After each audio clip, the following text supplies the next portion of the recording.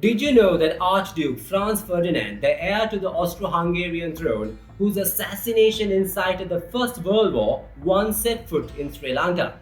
But he wasn't just visiting, he was hunting, and I mean relentlessly hunting. In January 1893, he stormed through Ceylon, now Sri Lanka, gunning down elephants, leopards, deer, and rare birds with ruthless precision. British officials, eager to please him, turned a blind eye, practically rolling out the red carpet for slaughter. And the horror didn't end there. When he returned to Austria, he proudly displayed his grisly souvenirs, parts of animals from his rampage in Sri Lanka, including the feet of Sri Lankan elephants. One foot, he used it as an ashtray, another a wastepaper basket. This man had zero mercy. The Archduke's death reshaped world history, but his time in Sri Lanka left a different kind of destruction, one fueled by unchecked cruelty and royal indulgence. Stick around as we unravel the shocking, untold crimes of Franz Ferdinand, the Archduke of Austria.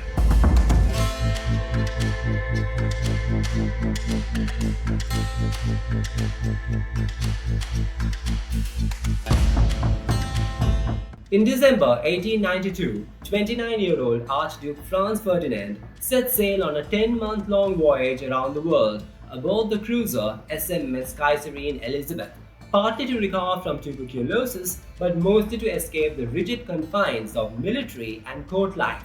One of the destinations he eagerly chose, well, it was Sri Lanka, then known as Ceylon. Why, you may ask? Not for its beauty or culture necessarily, but for blood sport. Franz Ferdinand was a ruthless big game hunter, obsessed with the thrill of the kill. For those unfamiliar, big game hunting or trophy hunting is the practice of hunting large wild animals, not for survival, but for sport. Unlike traditional hunters who seek food, trophy hunters target the most magnificent specimens, slaughtering them for their heads, tusks, and skins, gruesome trophies to flaunt their conquest. And Franz Ferdinand, well, he was no exception. As they are presumptive to the Austro-Hungarian throne, Archduke Franz Ferdinand's visit to Ceylon was a significant event for the British who ruled the island at the time. They spared no effort in ensuring that their royal guest was treated with utmost luxury and respect. Talking about traveling, it is understandable for a prince to travel with a modest entourage. But what if I told you that he arrived with a staggering retinue of over 400 people? His entourage wasn't just military officers and nobles. It included zoologists, taxidermists, photographers, personal physicians, and household staff, all there to serve his every whim and to meticulously document his voyage. Among them was Count Heinrich Clam-Martinic, who would go on to become Austria's Prime Minister, and von Eduard Hodek, the photographer whose lens would freeze some of the most haunting images of the slaughter. On January 5, 1893, Archduke Franz Ferdinand arrived in Colombo to a lavish reception orchestrated by British Governor Sir Arthur Havelock. Determined to impress one of Europe's notable royals, Havelock spared no expense, obviously what was looted in Ceylon, in arranging every luxury for the prince and his massive entourage, never questioning the destruction that would soon unfold. The Archduke was greeted with a grand military reception, a guard of honor from the 6th English Infantry Regiment, and a sumptuous banquet at Queen's House, the official residence of Governor Havelock. But beneath the glittering spectacle of colonial hospitality, Franz Ferdinand's mind was fixed on one thing alone: big game hunting in Ceylon. The real purpose of his visit was about to begin, and for Ceylon's wildlife, the worst was yet to come. For days the prince roamed Ceylon's jungles, frustrated by unsuccessful hunts. Then on January 11, 1893, his patience was rewarded, or for the elephants, doomed. The Archduke's diary entry that day is chilling. He boasts of his triumph, gunning down not one, but 2 elephants in the dense jungles of Calabar. One was particularly prized for its tusks, a rarity in Ceylon where most elephants are naturally tuskless. The moment was meticulously documented. Von Eduard Hodek, the prince's photographer, captured harrowing images. Franz Ferdinand posing beside and even standing on the elephant he had just slaughtered. Another showed him and his suite gathered around the lifeless beast with great gusto. These images serve as haunting reminders of the brutal atrocities committed under the guise of royal leisure. Among the many photos Hodek took during the Archduke's world tour, one stands out: the Este elephant, meaning the first elephant, captured right here in Sri Lanka. It became famous across Europe, cementing Hodek's reputation, but also glorifying a gruesome legacy. And the slaughter didn't stop there. Throughout his lifetime, Franz Ferdinand is said to have killed a staggering 250,000 animals. His trophy room at Konopiste Castle in the Czech Republic became a grotesque shrine to his obsession, housing over 100,000 hunting trophies. Among them, the feet of Sri Lankan elephants, one turned into an ashtray, another into a wastepaper basket.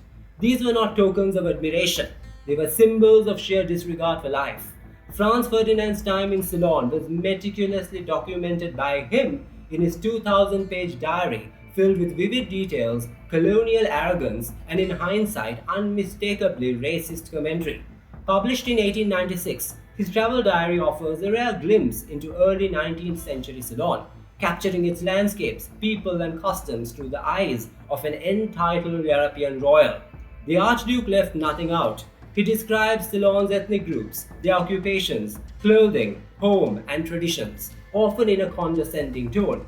Yet his diary remains one of the few surviving records mentioning the now extinct Afghan community of Ceylon, whom he refers to as knife grinders who had migrated from India.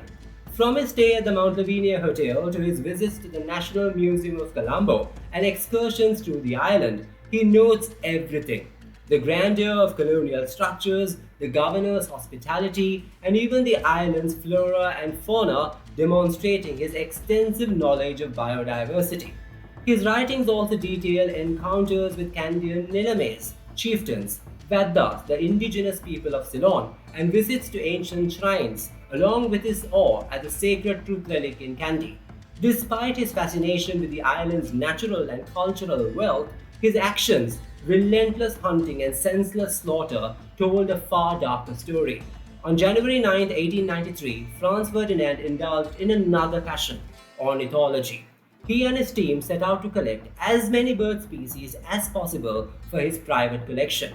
His records list rare and colorful birds such as the blue-faced malkoha, the red-breasted minuet, and the Brahmini kite, all of which were caught and killed to be preserved as trophies. By the time Franz Ferdinand's travels in Ceylon came to an end, he had left behind more than just the carcasses of slaughtered animals. His days were filled with lavish entertainment, courtesy of British officials eager to impress him. Vaddas, magicians, snake charmers, and fire-breathing dancers were summoned to perform, turning his stay onto a spectacle of colonial extravagance. Then on January 14, 1893, the Archduke and his massive entourage boarded the SMS Kaiserine Elizabeth, setting sail for India. His hunting rampage had ended, but the destruction he left behind would never be erased. Edward Hodek's photograph, Franz Ferdinand's own chilling account, and the haunting remnants of his trophies all paint the same gruesome portrait: a prince whose thirst for blood knew no bounds. Yet, in a twist of fate, it was a single bullet that claimed his life, triggering a chain of events that ignited the First World War, resulting in the deaths of over 16 million. His death may have reshaped world history, but his visit to Sri Lanka serves as a grim reminder of an era where European royals and aristocrats treated colonies as playgrounds for their darkest indulgences, where life, human or animal, was disposable. In some Sri Lankan villages, there is a belief that those who savaged animals met tragic cursed ends. Want to hear more about other Europeans who supposedly fell victim to this curse? Let me know in the comments below. Until next time, I'm Zamir Karim signing off, uncovering history one story at a time. For inquiries, please reach out via social media or email me at tuanzamirwrites@gmail.com.